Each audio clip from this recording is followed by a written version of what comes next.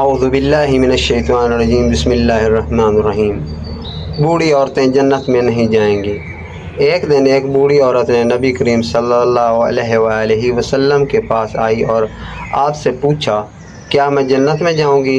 نبی کریم صلی اللہ علیہ وآلہ وسلم نے فرمایا، بوڑھی عورتیں جنت میں نہیں جائیں گی۔ یہ سن کر وہ بوڑھی عورت پریشان ہو گئی اور پوچھا، یا رسول اللہ، کیا بوڑھی عورتوں نے کوئی گناہ کیا ہے؟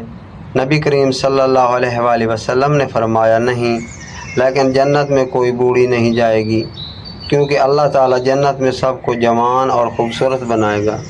کیا تم نے قرآن میں نہیں پڑھا اللہ فرماتا ہے، ہم جنت والوں کو دوبارہ پیدا کریں گے، انہیں جوان اور ہم عمر بنائیں گے۔